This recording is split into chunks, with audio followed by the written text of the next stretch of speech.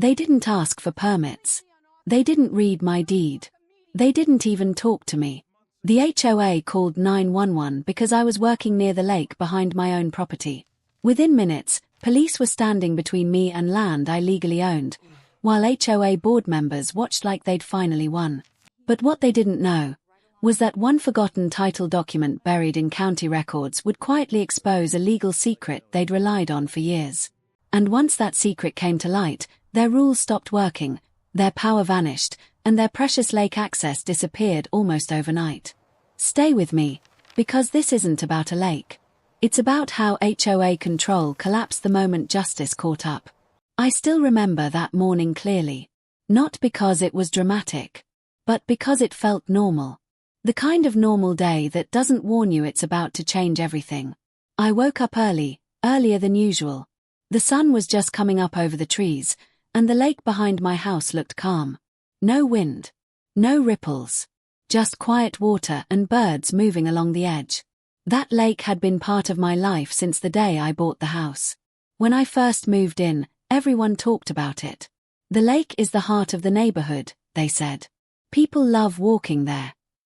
It's one of the reasons property values are high. At the time, I didn't question any of it. Why would I? The HOA had signs everywhere. Benches. Gravel paths. Flyers in the welcome packet showing smiling families near the water. It all looked official. Permanent. Like it had always been that way.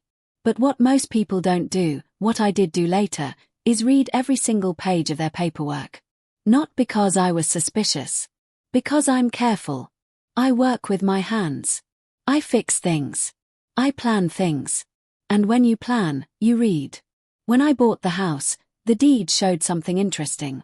A narrow stretch of land running behind my backyard, touching the shoreline. It wasn't wide. It wasn't fancy. But it was clearly marked. Mine. At first, it didn't matter. I didn't build anything. I didn't change anything. I just mowed the grass and kept the area clean. But over the years, I noticed the shoreline slowly changing. Rain would wash soil into the water. Grass roots exposed. Small collapses forming near the edge. Nothing dramatic. But enough that I knew it would get worse if ignored. So I did what any reasonable homeowner would do. I planned a small project. No dock. No deck. No heavy equipment. Just erosion control. Stones. Native plants. A small retaining edge made from natural materials. Something that would protect the shoreline and actually help the lake in the long run. I didn't want attention. I didn't want conflict. I pulled permits quietly. I checked zoning rules. I confirmed environmental guidelines. Everything was approved. And that morning, I finally started. I walked down toward the lake with a measuring tape, some wooden stakes, and a folder under my arm. The folder had everything in it. Permits. Diagrams. Copies of my deed. I didn't expect to need it. At first, everything was peaceful. I measured. Marked a few points. Stopped to watch the water for a minute. That's when I felt it. That feeling you get when someone is watching you. I looked up and saw a woman standing on the walking path. About 30 feet away. She wasn't walking. She wasn't stretching. She wasn't enjoying the view. She was staring directly at me. I recognized her immediately. She was on the HOA board. Always at meetings. Always sitting near the front. Always talking about standards and uniformity and protecting the community. She held a clipboard in one hand and her phone in the other. I gave a small wave. Polite. Neutral. She didn't wave back. Instead, she walked toward me with purpose. Fast steps. Tight posture. When she reached the edge of the path, she stopped and looked down at what I was doing. "What are you doing here?" she asked. Not "good morning." Not "can I help you?" Just that. I explained calmly. I pointed to the stakes. I told her about the erosion. I said I was starting a permitted shoreline reinforcement project. She didn't ask to see the permits. She didn't ask questions. She said, "This lake is HOA controlled. You can't do work here." I told her the land was part of my deed. Her expression changed immediately. Not confusion. Not curiosity. Annoyance. She told me I was wrong. She said the HOA had authority over everything around the lake. She said I needed to stop immediately. I reached into my folder and offered to show her the paperwork. She waved it away. That doesn't matter, she said. I'm calling this in. At first, I thought she meant the HOA office. I even laughed a little. But then she stepped back, raised her phone, and dialed. I heard her say the words unauthorized construction. Then I heard refusing to comply. Then I heard near the lake. That's when my stomach dropped. She was calling 911. I stood there in disbelief as she described me like a threat. Like I was trespassing. Like I was doing something dangerous. I tried to speak. She raised her hand at me. Stay where you are, she said. That moment changed how I saw everything. Not just the HOA. The neighborhood. The rules. The idea of authority. I wasn't loud. I wasn't aggressive. I wasn't breaking the law. But that didn't matter. Because she wasn't trying to solve a problem. She was trying to win. And as I stood there waiting for police to arrive, I realized something important. This wasn't going to end with a conversation. This was going to end with consequences. I just didn't know yet who they would fall on. The waiting felt longer than it probably was. I stood near the water, hands at my sides, trying not to look tense. I kept telling myself to stay calm. I had done nothing wrong. I had permits. I had paperwork. I had followed the rules. But none of that stopped the tight feeling in my chest. The HOA board member paced a few steps away from me, still on her phone. She wasn't talking anymore. She was watching. Watching me like I might suddenly start digging faster or run away. Neighbors had started to notice. A man walking his dog slowed down. A couple stopped near one of the benches. Someone stood on their balcony across the lake. This was no longer private. I remember thinking how strange it was. How quickly something small turned into a public scene. I wasn't angry yet. I was embarrassed. Not because I had done something wrong, but because I was being treated like I had. A few minutes later, the sound of sirens cut through the quiet. Not loud. Not rushed. But close enough that everyone heard it. The HOA woman straightened her posture. Her shoulders squared. Her face changed. There was satisfaction there. Not relief. Satisfaction. 2 police officers walked down the path toward us. Calm. Hands relaxed. No urgency. That alone told me something. If this were serious, they wouldn't look like this. One of them asked what was going on.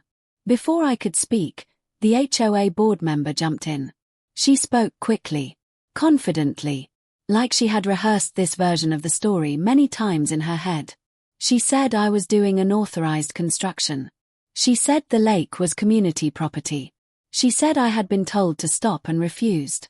She used words like violation and risk and liability. I listened quietly. When she finished, one of the officers turned to me. "What's your side?" he asked. I took a breath. I explained slowly. I told him about the erosion. About the permits. About the land being part of my deed. I handed him the folder. He didn't rush. He didn't dismiss me. He actually read. The other officer walked closer to the shoreline. He looked at the stakes. The plants. The materials I had brought. "No heavy equipment?" he asked. "No," I said. "No concrete?" "No. Just erosion control." "Yes." They talked quietly between themselves. Then one officer turned back to the HOA woman and asked her a simple question. "Do you have documentation that this area is HOA owned?" She hesitated. She said the lake was community property. She said it had always been that way. She said everyone knew that. The officer nodded, but his expression didn't change. "That's not documentation," he said calmly. He turned back to me. "Sir, this appears to be a civil dispute," he said. "From what I can see, you're not committing a crime." The HOA woman's face tightened. "But he's violating HOA rules," she said. The officer looked at her. HOA rules aren't criminal law, he replied. And calling 911 for this isn't appropriate. There was silence. The kind that feels heavy. The officer handed my folder back to me and told me I could continue my work. Then he turned to her and said something I will never forget. If this continues, handle it through proper legal channels. Not emergency services. They left as calmly as they arrived. The neighbors slowly drifted away. The HOA woman stayed. She stared at me for a long moment. Her jaw was tight. Her eyes cold. "This isn't over," she said. Then she walked away. I stood there alone again, staring at the lake. The water was still calm. But something inside me had shifted. I finished my measurements that day, but I didn't do any more work. I packed up quietly and went back to my house. That evening, the emails started. The first one came just before dinner. It said I was in violation of HOA regulations regarding lake-adjacent modifications. The next email threatened fines. The next mentioned a hearing. The language was formal, cold, impersonal. There was no mention of the police. No mention of permits. No mention of facts. Just authority. I didn't reply. Not because I didn't care, but because I knew something important now. They weren't interested in understanding. They were interested in control. Over the next few days, letters arrived. Certified mail. Bold headers. Legal-sounding phrases. They accused me of damaging HOA property. They demanded I restore the area to its original condition. They warned of daily fines. Every letter made the same assumption. That the HOA owned the lake and everything around it. That assumption bothered me more than anything else. Because I had seen my deed. And it didn't say that. So instead of reacting, I started researching. I pulled out my closing documents. I read every page again. Slowly. Carefully. The land description was clear. The shoreline section was included. Not shared. Not conditional. Mine. That's when I started to wonder. If the HOA didn't own my strip of land, what exactly did they own? And what gave them the confidence to act like they owned everything? I requested HOA governing documents, bylaws, covenants, maps. They sent me a thick packet. Most of it was vague. Words like generally, customarily, under HOA oversight. But nowhere did it clearly say ownership. That bothered me. So I went further. I contacted the county recorder's office. I asked for historical plats, original development plans, easement records. It took time. It took patience. I spent evenings reading scanned documents from decades ago. Names of developers long gone. Companies dissolved. Hand-drawn maps. And slowly, a pattern emerged. The lake had not been deeded to the HOA. Not originally. The HOA had been granted an easement. A right to use. A right to maintain. A right to provide access. But ownership? No. And easements come with conditions. Conditions that must be followed. Conditions that, if violated, can be revoked. That realization hit me hard. Because suddenly, everything made sense. The confidence. The aggressive enforcement. The refusal to look at my paperwork. They weren't enforcing clear ownership. They were protecting a fragile assumption. One that had gone unchallenged for years. I sat back in my chair that night, staring at my computer screen. I wasn't excited. I wasn't angry. I felt something else. Clarity. This wasn't about my small shoreline project anymore. This was about a system that relied on people never questioning it. And for the first time since that morning by the lake, I felt calm. Because I wasn't powerless. I just needed to be patient. And I knew the next move I made had to be quiet, careful, and backed by facts. Once you see the cracks, you can't unsee them. That's how it felt after I started digging into the records. Every document I read made the HOA's confidence feel thinner. Less solid. More like a story everyone had agreed to repeat instead of something built on facts. I didn't rush. I didn't jump to conclusions. I took my time. Every evening after work, I sat at the kitchen table with my laptop open and papers spread out around me. Some were printed. Some were scanned copies from the county. Some were handwritten notes I'd made while reading. At first, it was overwhelming. Legal language is dense. Old records are messy. Maps don't always match reality anymore. But I kept going. Because the more I read, the more I realized something important. No one in the HOA had ever expected a homeowner to look this closely. The original developer had created the lake decades ago. Back then, the land around it was divided into parcels. Some went to private owners. Some stayed with a land trust. The HOA didn't even exist yet. Years later, when the neighborhood grew, the HOA was formed. They were given responsibilities. Maintenance. Landscaping. Rules. And an easement. Not ownership. The easement allowed access to the lake. Walking paths. Limited improvements. Recreational use. But it also listed restrictions. No permanent structures without approval from the land trust. No commercial events. No modifications that altered shoreline boundaries. No expansion beyond defined paths. I highlighted those sections. Because I knew what the HOA had been doing for years. They hosted events by the lake. They installed benches. They added signage. They modified the shoreline in certain areas. All without approval. All outside the scope of the easement. The more I read, the clearer it became. They weren't just overstepping with me. They had been overstepping for a long time. I felt a strange mix of emotions. On one hand, I was relieved. This meant I wasn't imagining things. I wasn't wrong. I wasn't that homeowner causing trouble for no reason. On the other hand, I felt uneasy. Because once you know something like this, you can't ignore it. And ignoring it would mean accepting how they treated me. So I didn't. But I also didn't confront them. That part was important. I didn't send angry emails. I didn't demand apologies. I didn't post in the community forum. I stayed quiet. Instead, I ordered a full title search. Not just for my property. For the lake area. It wasn't cheap. It wasn't fast. But when it arrived, it confirmed everything. The land trust still existed. The easement was still enforceable. And violations could trigger a review. I sat there staring at the report, feeling the weight of it. This wasn't just leverage. This was responsibility. Because if I moved forward, it wouldn't just affect me. It would affect the entire neighborhood. I thought about that for a long time. I walked by the lake in the evenings. Watched people walking their dogs. Kids throwing stones. Couples sitting on benches. I wasn't trying to take that away. I just wanted to protect my land. And be treated fairly. That's when I realized something important. This wasn't about revenge. It was about balance. So I did the most boring, effective thing possible.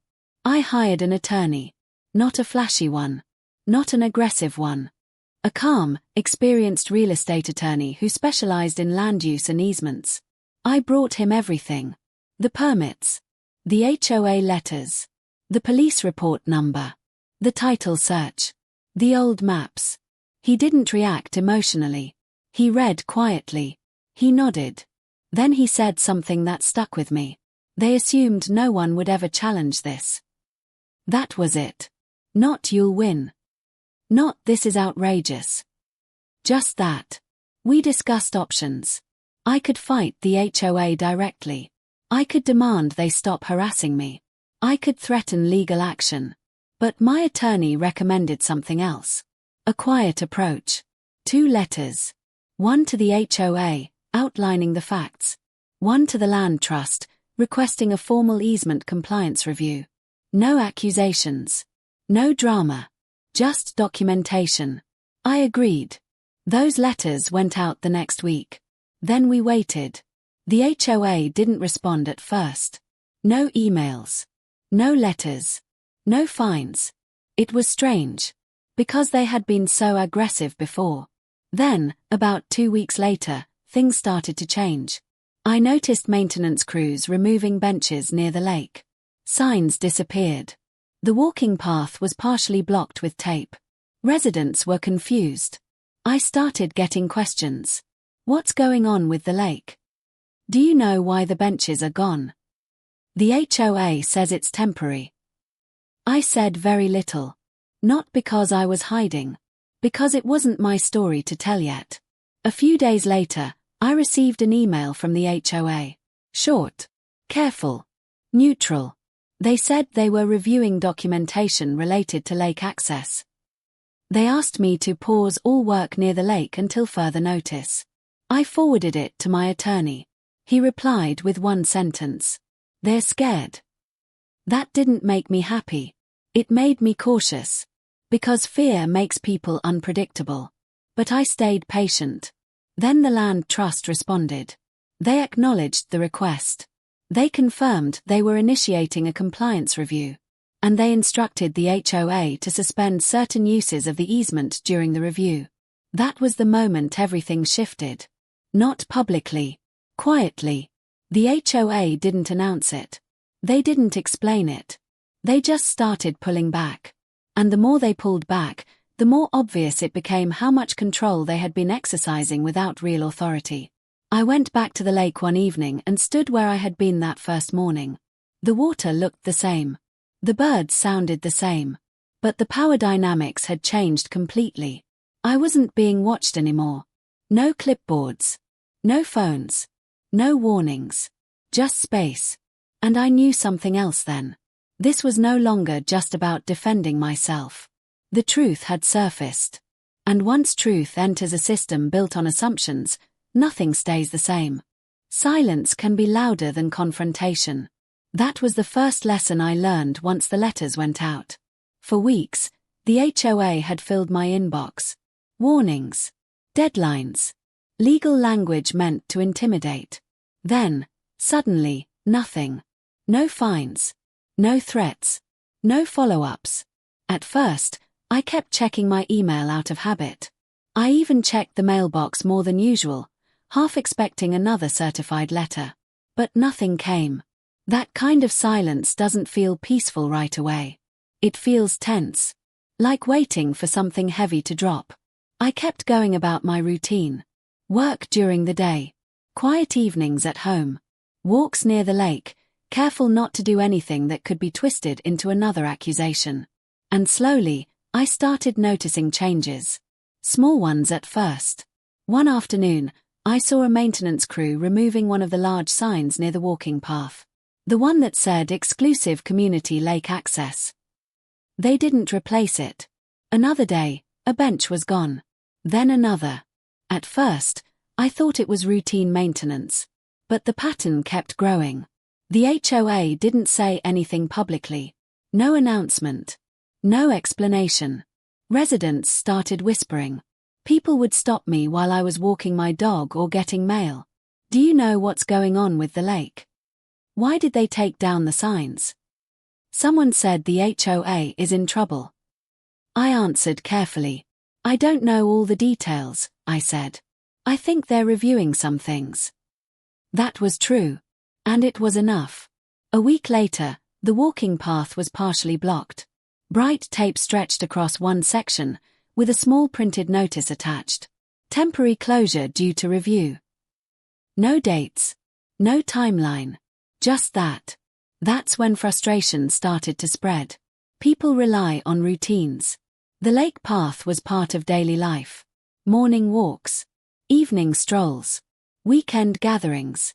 Now it was uncertain. The HOA finally sent out a general email. It was vague. They said there were legal questions regarding lake access. They assured residents they were working diligently. They asked for patience. No apology. No accountability. Just reassurance. Meanwhile, my attorney advised me to do nothing. No communication unless necessary, he said. Let the process work. So I waited. The Land Trust review took time. They requested documents from the HOA. They reviewed usage history. They compared what was allowed versus what had actually happened. I wasn't part of those conversations. And that was a good thing. Because it meant the focus wasn't on me anymore. It was on the HOA's actions. Then one afternoon, I received a copy of a letter the land trust sent to the HOA. Not emotional. Not aggressive. Just factual. It listed multiple instances of easement violations. Unauthorized structures. Unapproved modifications. Use beyond scope. And at the end, it stated that the easement was being suspended pending further review. Suspended. That word carried weight. Because without the easement, the HOA had no legal access rights. They could not maintain. They could not advertise. They could not enforce. And most importantly, they could not control. The HOA didn't share this letter with residents. But word travels fast. Within days, the community felt different. People were tense. Conversations sounded sharper. HOA board members stopped walking the path altogether. I noticed something else too. The board member who had called 911 on me stopped making eye contact. At meetings, she sat quietly. She didn't speak. She didn't look confident anymore. A few weeks later, another email went out. This one announced a special meeting. No agenda listed. That meeting was crowded. People were upset. Confused. Demanding answers. The board spoke carefully. They avoided specifics. They said legal matters limited what they could share. That didn't go over well. Someone asked directly if lake access was at risk. The board said they were exploring options. Someone else asked why the HOA didn't actually own the lake. That question changed the room. You could feel it. The board members looked at each other. One of them finally said the words, "The lake is subject to an easement." The room went silent. People had assumed ownership.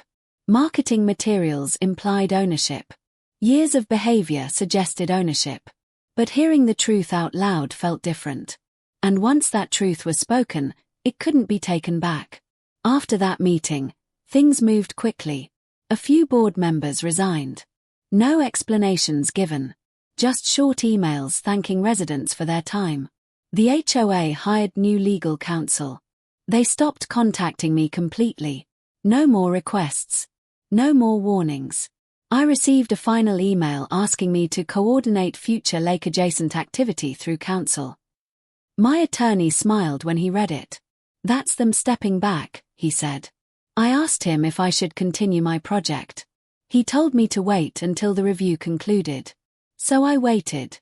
And during that waiting, something else happened. The neighborhood started changing its tone. People began asking questions. They requested documents. They attended meetings. They read bylaws. The assumption of authority started to crumble. Not loudly. Quietly. And I realized something. The HOA's greatest power had never been rules. It had been confidence. The confidence to say no. The confidence to threaten. The confidence to escalate. Once that confidence cracked, everything else followed. I went back to the lake one evening and stood where the path ended. No signs. No benches. Just water and trees. It felt smaller without the noise. Calmer. And for the first time since this all began, I felt something close to peace. Not because I had one, but because the system was correcting itself. The hardest part wasn't the legal process. It was the people. Once the lake access changed, the neighborhood changed with it. Not overnight. Not dramatically. But in small, uncomfortable ways that added up. At first, it was confusion. People didn't understand why the path was blocked or why the benches were gone. Some assumed it was temporary. Some blamed weather. Some thought it was budget-related. But as weeks passed, confusion turned into frustration. And frustration looks for a target. That target slowly became me.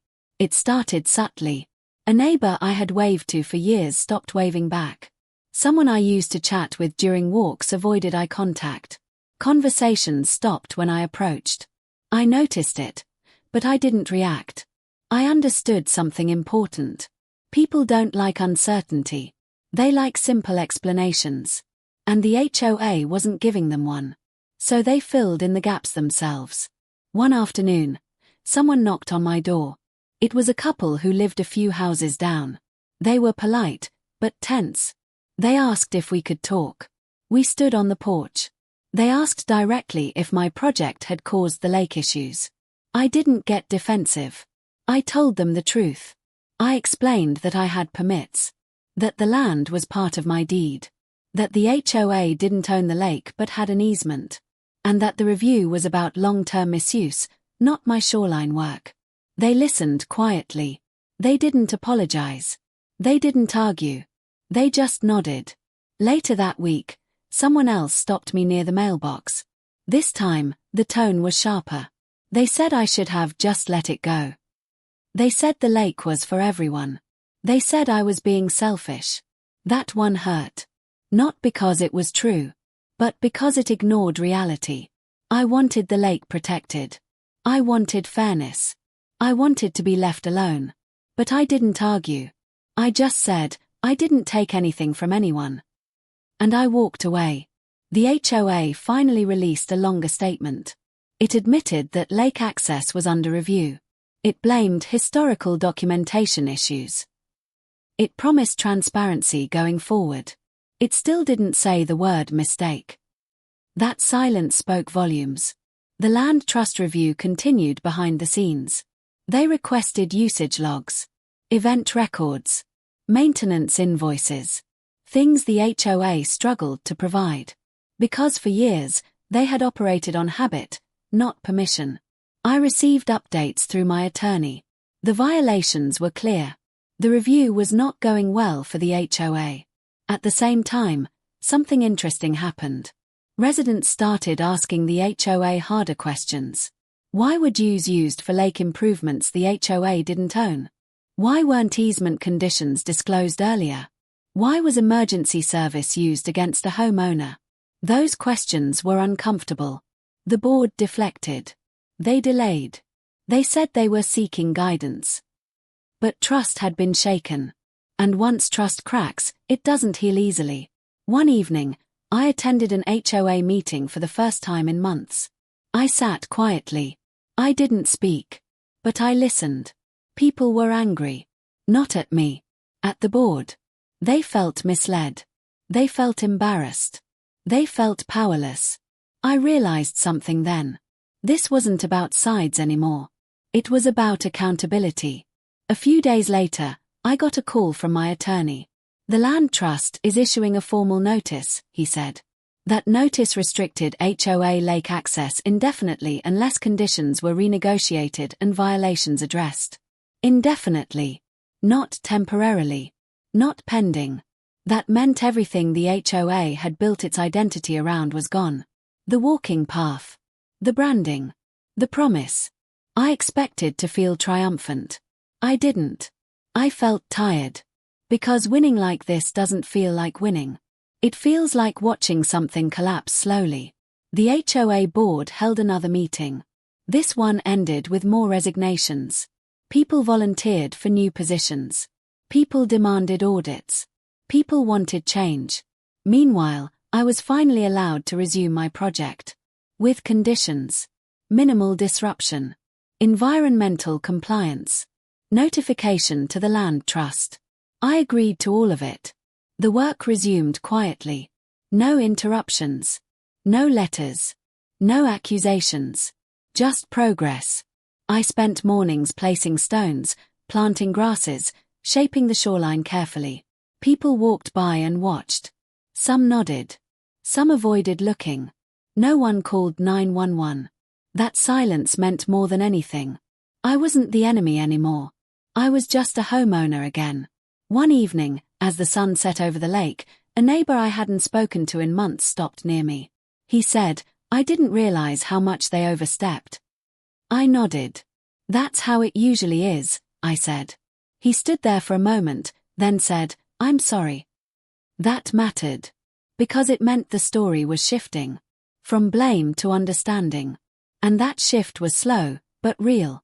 I went home that night feeling something close to relief. Not because everything was fixed. But because the truth was finally catching up. The next weeks were strange. Quiet, but tense. The HOA had started to retreat. It wasn't public. No grand announcements. No dramatic resignations plastered in newsletters. Just subtle changes that were impossible to ignore if you paid attention. The first thing I noticed was the absence of the board member who had called 911 on me. She didn't appear on the walking paths. She skipped the HOA meetings she normally attended. Even casual encounters were gone. I assumed she was either embarrassed or had been advised to lay low. New faces started appearing at meetings. Residents who had been silent for years were suddenly asking questions. Not about me. About policies. About accountability. About the truth behind their rules. They asked why the HOA had been enforcing access to land they didn't actually own. They asked why fines were threatened before facts were verified. They asked why emergency services were ever involved. The tension was palpable. The HOA tried to deflect with vague responses. They spoke in generalities. They emphasized community well-being and ongoing reviews. But their usual aura of confidence was gone. Their words lacked weight. Their tone was defensive. I watched all of this quietly. I didn't need to speak. I didn't need to defend myself. The facts had already spoken through the letters sent by my attorney and the Land Trust's official documentation. That evidence carried more weight than any argument they could make. Then came the subtle but unmistakable signs of panic. Emails that normally were sent instantly now took days. Board members who usually sent aggressive reminders now asked polite questions, often phrased in legal jargon, as if hoping I would misunderstand and respond incorrectly. Staff members avoided scheduling meetings near the lake. And one day, I noticed the HOA president walking along the path, but she didn't look at me. She avoided eye contact and turned away abruptly. I felt a strange mix of satisfaction and caution. Satisfaction because justice was quietly unfolding, and caution because when people feel powerless, they often act unpredictably. I reminded myself to continue staying calm. Patience was key. Around that time, the Land Trust issued a formal notice to the HOA. It was precise, legal, and impartial. It listed multiple violations of the easement: unauthorized benches, unapproved modifications to shoreline areas, unverified events held on the easement, and overuse beyond what was documented. The notice also specified that until compliance was confirmed, HOA rights to manage and maintain the lake were suspended. Reading that letter, I felt the weight of its significance. For the first time, it became clear, the HOA's authority was no longer unchallenged. Their power, once assumed and taken for granted, had evaporated in one stroke of legal reality. At first, I didn't know how residents would react. Most had trusted the HOA blindly. Most had assumed that everything was under control. But once that letter circulated, even quietly, people started questioning. Meetings became lively again, not with hostility toward me, but with frustration directed at the board. Residents demanded explanations. They requested records. They questioned past decisions. They wanted transparency. And, slowly, the board began to crumble under that scrutiny. A few members resigned quietly. Not loudly. Not apologetically. Just resignation letters sent via email. Positions were filled by volunteers who seemed genuinely interested in correcting the mistakes. I never sought attention or credit, but I observed how quickly change began once facts were presented and silence was maintained until the right moment. I went back to the lake that week. The benches that were previously removed had not returned. Signs were gone. The walking paths were open in some areas, blocked in others with clear notices that maintenance and access were now under review. The atmosphere was different. No one was patrolling the area aggressively. No one was trying to assert dominance. The lake was calm again. The air felt lighter. I resumed my small shoreline project, but carefully. Every step was documented. Every plant placed. Every stone aligned with the plans approved under my permits. I worked quietly, slowly, and deliberately. Residents passed by. Some nodded. Some kept distance. Some asked questions. I answered plainly, without emotion, just stating facts. Nothing more. For the first time, I realized that my initial fear, the fear of confrontation, of escalation, of being bullied into abandoning my own property, was gone. I felt empowered, but not in a boastful way. Empowerment came quietly, through patience, documentation, and the support of facts and law. A few weeks later, the HOA sent out an official statement.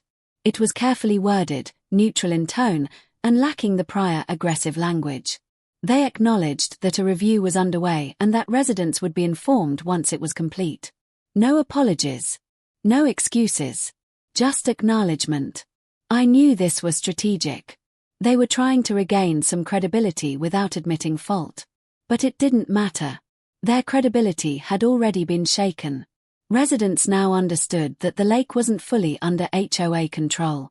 That fact alone changed the dynamic permanently. Then came the final, quiet moment that sealed the shift. The Land Trust confirmed that the easement would remain under strict compliance monitoring. Certain rights were suspended indefinitely until violations were corrected. The HOA, once confident, was now constrained. No more unchecked authority. No more aggressive enforcement. No more unilateral decisions regarding the lake. I stood by the shoreline one evening, watching the sun set over the calm water.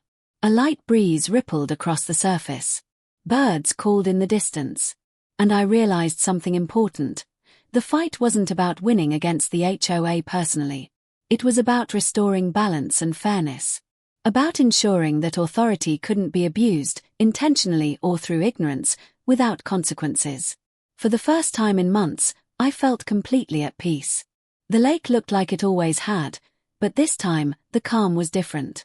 It wasn't just the water, it was the system around it, finally reflecting the truth. And I understood another lesson. Patience, facts, and quiet persistence often speak louder than confrontation, shouting, or reaction. Justice doesn't always announce itself. Sometimes, it unfolds silently, steadily, until everyone finally sees the result. I continued my shoreline project carefully, following all rules and regulations. I maintained open communication with the Land Trust and my attorney, ensuring nothing could be misinterpreted. No more threats. No more letters. No more 911 calls. Neighbors began to notice the difference. They asked questions. Some apologized for assuming the worst. Some expressed surprise at the HOA's overreach. Conversations shifted from blame toward understanding. People began to look at the system rather than individuals, recognizing the importance of transparency and accountability. The HOA, meanwhile, continued to struggle under the new constraints. Board members who remained were cautious, measured in their actions, and far less aggressive than before. Their confidence had been replaced by careful deliberation, which in turn changed how the community interacted with them. The lake, once a source of tension and conflict, had become a symbol of fairness and accountability. I had not sought this outcome for attention or revenge. I had simply acted responsibly, relied on facts, and let the system respond. And that, I realized, was the most satisfying part of all.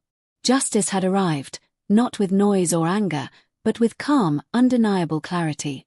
By the time I resumed my shoreline project fully, things had changed completely. I no longer felt the tension I had experienced on that first morning. No board members watching me from afar. No whispers from neighbors. No emails threatening fines. The lake was calm, the birds were singing, and even the breeze seemed lighter. I had learned the value of patience, documentation, and letting facts speak for themselves. It was not a flashy victory. There were no confrontations. No shouting matches. Just careful, deliberate action. I started early one morning. I carried only the materials I needed. Stones for the retaining edge, native plants for erosion control, and my measuring tape. I walked down the familiar path, past the lake, and began my work quietly. Every step was recorded. Every detail documented. My attorney had advised me to keep meticulous notes. I had learned that even small details can matter if authority challenges arise. As I worked, neighbors passed by. Some offered quiet nods. Others kept walking. Occasionally, a dog would bark, or someone would call out a friendly good morning, and I responded with a smile. I wanted nothing more than to complete the work responsibly and peacefully. The shoreline required careful attention. I placed the stones one by one, aligning them with the approved plan. Each plant was set in its place, Roots covered, soil secured. I moved slowly, deliberately, ensuring that nothing could be misinterpreted as careless or unauthorized. I had learned the hard way that even a small mistake could be twisted into a conflict. By mid-morning, a few neighbors stopped to watch. A woman walking her dog paused. She looked down at my work, then back at me. "It looks beautiful," she said softly. "Thank you," I replied. "I'm just trying to protect the shoreline." Her eyes narrowed slightly. "It's good that someone is doing this," she said, then continued her walk. It was the first positive interaction I'd had since the initial conflict began months earlier. A small acknowledgement, but meaningful. Later, I heard footsteps approaching from behind. Another neighbor, an older man, stood at the edge of the cleared area. "I didn't understand before," he said. "I thought the HOA was right. I thought you were. I don't know, breaking rules." I shook my head. "I'm just following my permits. The land is mine. The HOA had authority, but not ownership. That's all." He nodded slowly. "I see that now." Small moments like this built over time. Slowly, the narrative was shifting. People began to understand the difference between personal accountability and systemic failure. They started questioning past assumptions. The HOA, meanwhile, was quiet. No emails. No threats. No aggressive interventions. The board members who remained had learned, the hard way, that facts and legal authority cannot be overridden by mere confidence or intimidation. I kept working steadily. Hours passed. I measured, planted, aligned, and adjusted. By the afternoon, the retaining edge was complete. The plants were in place, the soil stabilized, and the erosion-prone areas reinforced. The work was finished, but the sense of satisfaction was deeper than simply completing a project. This project had become symbolic. Not of power over others, but of fairness, patience, and justice. I had stood my ground without anger, without revenge, and the system, slow, deliberate, impartial, had validated the truth. After I finished, I stepped back and surveyed the shoreline. The lake reflected the late afternoon sun, calm and steady. Ducks glided across the surface. Trees swayed gently in the breeze. Everything looked peaceful. And yet, beneath that calm surface, something had shifted permanently. The HOA no longer had unilateral control. Residents were more aware, more cautious, and more informed. Their confidence in their authority had been replaced by accountability. Decisions that had previously gone unquestioned were now scrutinized. Every action was measured, deliberate, and documented. I felt a deep sense of relief. Not triumph. Not revenge. Relief. I had done what I needed to do to protect my property and ensure fairness. I had acted responsibly, patiently, and with evidence. And that was enough. Over the next few weeks, residents began asking questions directly at meetings. They requested records. They wanted to know why the HOA had threatened fines and called emergency services over something so minor. They asked about easements and land ownership. They questioned policies. The HOA attempted to respond cautiously. They emphasized ongoing reviews. They used careful, measured language. But their authority was no longer assumed, it was earned and tenuous. Some neighbors came to me quietly, asking for clarification. Others expressed surprise. A few admitted that they had assumed the worst about me. The narrative had shifted from disobedient homeowner to citizen standing up for rightful property. It was a subtle, almost imperceptible shift, but meaningful. At the lake, the benches and signs that had previously marked exclusive access were gone. The path was open in some sections and restricted in others, with clear notices issued by the land trust. The lake no longer symbolized control by a small group of board members. It symbolized accountability. I continued to maintain my portion of the shoreline carefully, ensuring compliance with all permits and guidance from the land trust. Every action was documented. Every step recorded. It was quiet work. Peaceful work. Reflective work. And with each day, I felt the tension from months earlier fade. No more fear. No more intimidation. No more surprises. The HOA, humbled by the process, gradually became more transparent. They learned that authority is only legitimate when paired with accountability. Residents became more informed. I realized that small, deliberate actions can ripple through a system in profound ways. One evening, as the sun set over the lake, I stood at the edge of my property and reflected on the journey. This was not about revenge or winning against a board of people. It was about standing firm, using facts, and allowing truth to guide outcomes. The water was calm. The plants I had placed swayed gently. Ducks glided across the surface. And I realized that patience and quiet persistence often yield far more meaningful results than confrontation or anger. The lesson was clear: sometimes justice does not yell. Sometimes it moves silently, methodically, but inevitably. And I had witnessed it firsthand. The lessons from this whole experience didn't come overnight. They came slowly, in small realizations, as I watched the situation evolve. The first lesson: rules only matter when they are real. The HOA had spent months sending emails, certified letters, and warnings. They threatened fines. They called 911. They tried to assert authority over land they didn't own. For a while, it seemed like their word was law. It was frightening. It was frustrating. But as soon as the actual documentation, the deed, the easement, the title search, was presented, their rules became meaningless. They had power because nobody questioned them. The moment someone did, the illusion shattered. That was the second lesson. Power relies on belief. It's not enough to make rules. You have to convince people they matter. You have to convince them that your authority is legitimate. The HOA had assumed everyone would comply because that's how they had always done it. But when I presented facts, nothing held. Their confidence collapsed, and with it, their influence. The third lesson: patience is more powerful than reaction. I could have argued. I could have shouted. I could have posted angry messages online. But none of that would have helped. In fact, it might have made things worse. Instead, I remained calm, documented everything, and let the system work. The land trust review, the letters, the formal notices, they moved slowly, deliberately, but effectively. By the time the HOA realized they were constrained, it was too late for them to recover the same level of assumed authority. The fourth lesson: silence can be louder than confrontation. There's something strategic about letting facts speak. About letting others reveal their mistakes themselves. I didn't need to call meetings or alert residents. I didn't need to make public statements. I let the evidence do the work.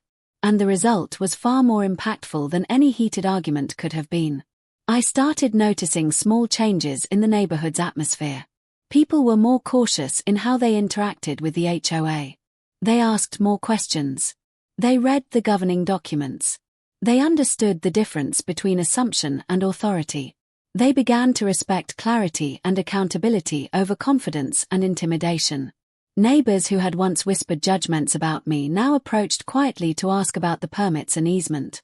Some apologized for assuming I had acted selfishly. Others admitted surprise at the depth of the HOA's overreach. It was strange to see the shift.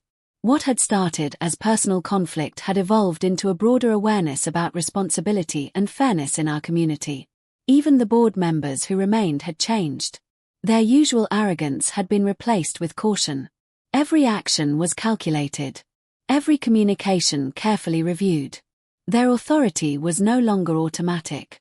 They were accountable not just to the rules, but to the residents, to the land trust, and to the law. And the lake itself, once the site of tension and control, had transformed too. The benches were gone. The signs were gone. The walking path was open in some areas and restricted in others, clearly marked with notices from the land trust. The water itself remained the same, but the meaning had shifted. It no longer represented the HOA's dominance. It represented fairness, order, accountability. As I continued to work on my shoreline project, I noticed the subtle acknowledgements from residents. A nod here. A quiet thank you there. They weren't loud gestures, but they mattered. They were signs that the narrative had shifted, from conflict to understanding, from control to responsibility. I often walked along the shoreline after completing my work for the day. The sun low in the sky, the lake reflecting soft shades of orange and gold. The plants I had placed swayed gently in the breeze. The stones held firm against erosion. Everything was quiet. Everything was peaceful. And in that quiet, I reflected on what had happened. I hadn't sought revenge. I hadn't sought to humiliate the HOA or make life difficult for neighbors. My goal had been simple: protect my property, follow the rules, and ensure fairness. And in doing so, the system corrected itself. Slowly, deliberately, quietly. That's the fifth lesson. True justice doesn't always shout. Sometimes, it unfolds methodically, behind the scenes, until the impact becomes undeniable. I had witnessed this firsthand. The HOA's assumptions and overreach were exposed not through confrontation, but through careful observation, patience, and the power of facts. I realized something else important. Fairness matters more than control. The HOA had built its identity around control. Control over the lake. Control over residents. Control over perception. But control without fairness is fragile.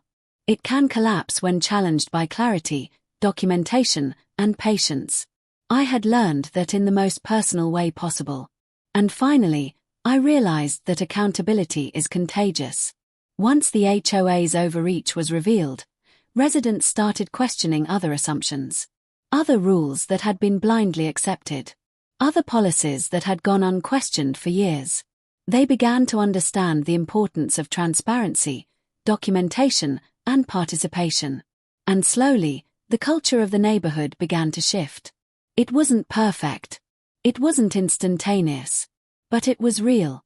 As I stood by the lake one evening, watching the sun dip below the horizon, I felt a deep sense of calm. The project was complete. The shoreline reinforced. The plants rooted and growing. The stones firm. The lake was calm. The breeze soft. And the world felt right, at least in this small corner of it. I understood that day, more clearly than ever, that conflict doesn't always need dramatic resolution. Sometimes, it's about persistence, clarity, and letting truth take its natural course. I had started this journey simply trying to fix the erosion along my property. I had ended it witnessing a broader lesson about fairness, accountability, and the quiet strength of patience. And that, I realized, was the most satisfying outcome of all. By the 9th month after the initial conflict, the neighborhood had changed in subtle but undeniable ways. The HOA was no longer the silent authority that dictated rules without question. Their previous aura of confidence had been replaced with caution. Every decision was measured, carefully reviewed, and documented. They had learned that assumed authority can vanish quickly when facts are presented. Residents, meanwhile, had grown more aware. People attended meetings more regularly. They read bylaws and easements. They asked questions, sometimes difficult ones, sometimes uncomfortable ones. And the dynamic had shifted. The HOA could no longer act on assumption alone. Every action was now scrutinized, every decision questioned. I noticed these changes on my walks along the lake. Residents who had once whispered judgments about me now approached casually to ask about permits, land rights, and shoreline projects. Some apologized quietly for jumping to conclusions. Others expressed surprise at how much oversight the HOA had assumed without proper authority. It was satisfying, but also strange. This wasn't about revenge. This wasn't about proving a point. It was about seeing the system correct itself and watching accountability ripple through the community. The lake, once a flashpoint of tension, had transformed into a symbol of fairness and order. The benches that had been removed were never replaced without proper documentation. The walking path remained partially restricted under clear notices issued by the Land Trust. And for the first time in months, the water itself felt like it belonged to the community, not just to the HOA board. I continued my shoreline project carefully, documenting every step. I measured distances, aligned stones, planted grasses, and stabilized the soil. My attorney reviewed everything periodically. The Land Trust monitored compliance. Everything was transparent. Everything was legal. Residents noticed. Some nodded in quiet acknowledgement as they passed. Others asked questions, genuinely curious. A few even offered help, though I politely declined. During this period, I received no more emails from the HOA targeting me. No more letters threatening fines. No more attempts to intimidate. The shift in power was complete. Not through confrontation, not through anger, not through public drama, but through careful action and documentation. The HOA meetings themselves had changed. The tone was different. Board members spoke more cautiously. They provided documents when requested. They answered questions directly, or, if they couldn't, they admitted limitations. The confidence that had once masked uncertainty was replaced with cautious transparency. And residents noticed. They asked about past projects. They requested audits. They questioned prior decisions. They wanted clarity. And through that scrutiny, the HOA's influence over the lake and its surrounding land became regulated, restrained, and accountable. I watched all of this quietly. I didn't seek attention. I didn't speak at every meeting. I didn't need to.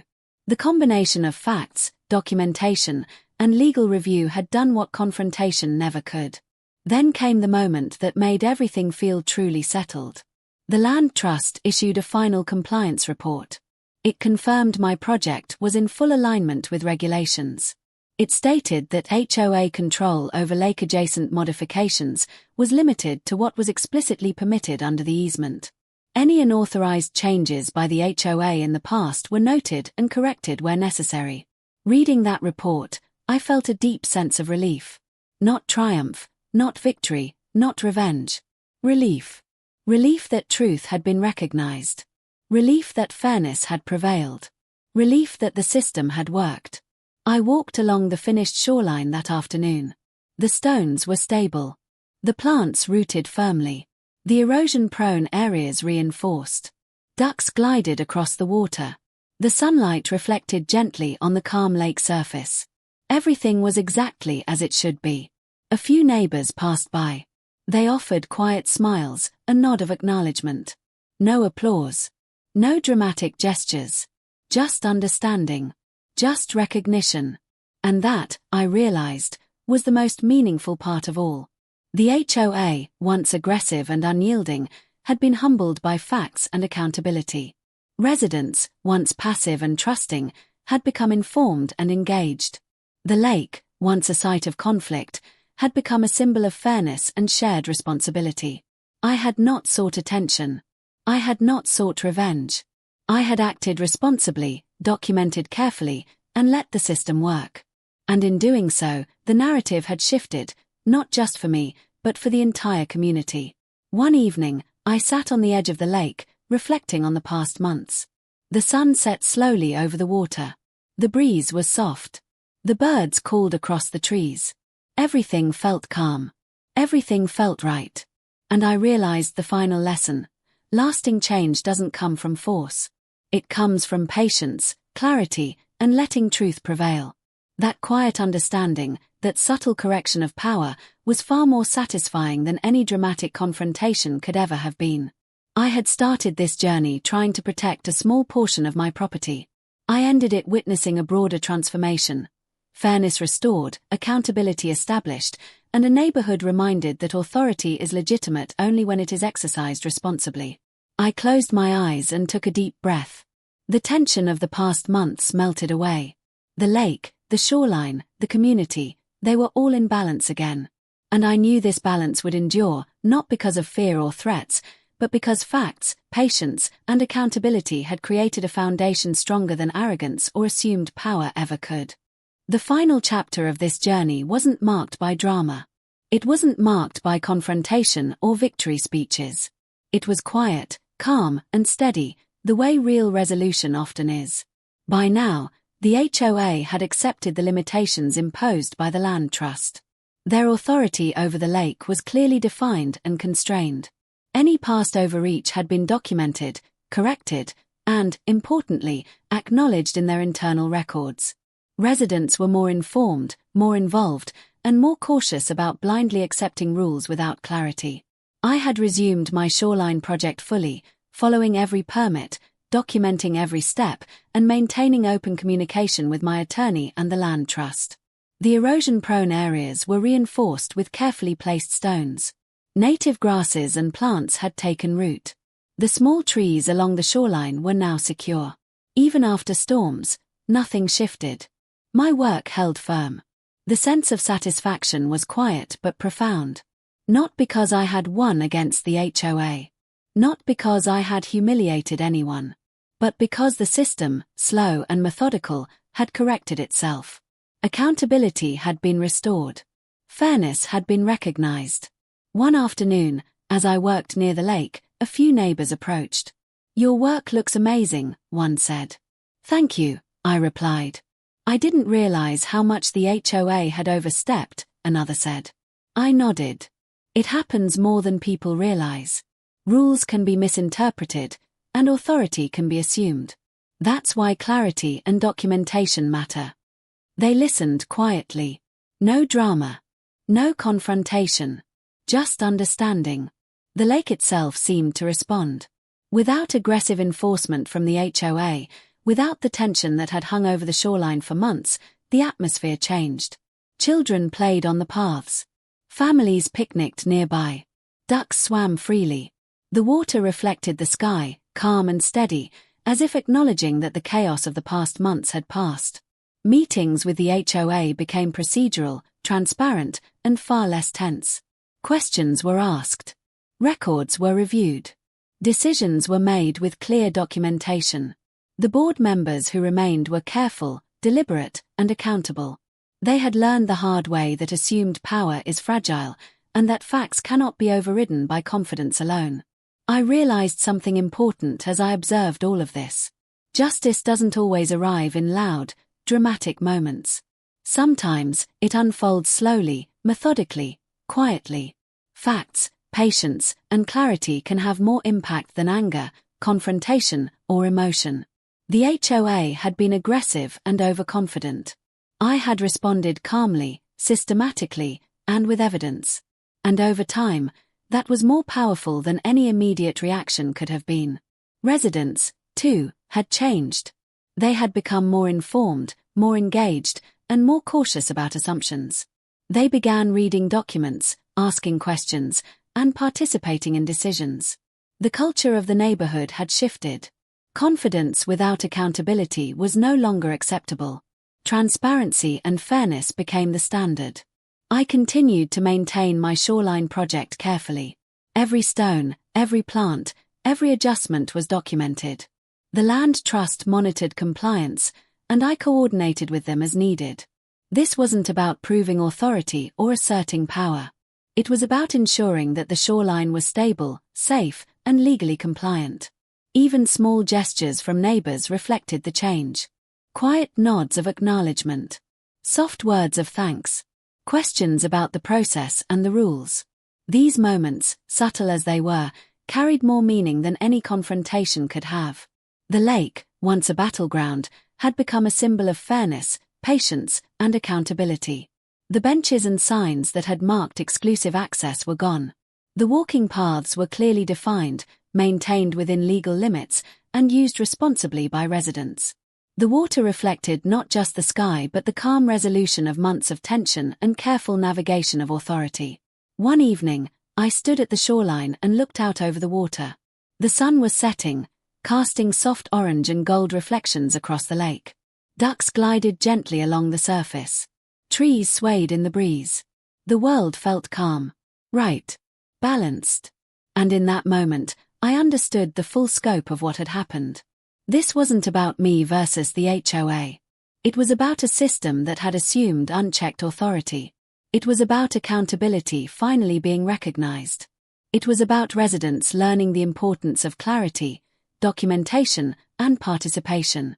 And it was about the quiet, patient, methodical power of facts prevailing over arrogance and assumed control. I realized the most important lessons. Patience matters more than reaction. Quick anger and confrontation rarely lead to lasting change. Calm persistence, backed by facts, can reshape entire systems. Facts speak louder than authority. Confidence alone can intimidate, but evidence is undeniable. Documentation, legal records, and patience are far more powerful than threats.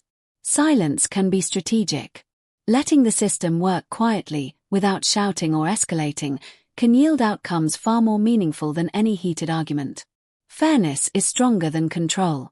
Systems built on assumed power crumble when confronted with truth. Accountability is the only foundation that lasts. Change ripples outward.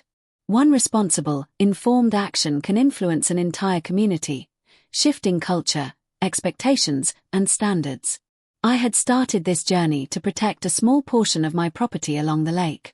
I ended it witnessing a transformation that affected not just me, but the HOA, the residents, and the neighborhood as a whole. Justice had arrived, not loudly, not dramatically, but quietly, methodically, and undeniably. I walked back home as the sun dipped below the horizon. The lake glowed softly behind me. The air was calm. The birds had settled. Everything was in order. Everything was right. And I felt something I hadn't felt in months. Peace. Not triumph. Not revenge. Peace. Because fairness had prevailed. Accountability had been restored. And the quiet strength of patience, clarity, and truth had reshaped a small corner of the world for the better. The HOA would continue to exist. Residents would continue to ask questions. The land trust would continue to monitor. But the balance had shifted. The rules were clear. Authority was accountable. And the lake, the heart of the neighborhood's conflict, was finally a place of calm, shared, and rightful enjoyment. I smiled quietly to myself and whispered, almost to the lake, "It's done." And it was.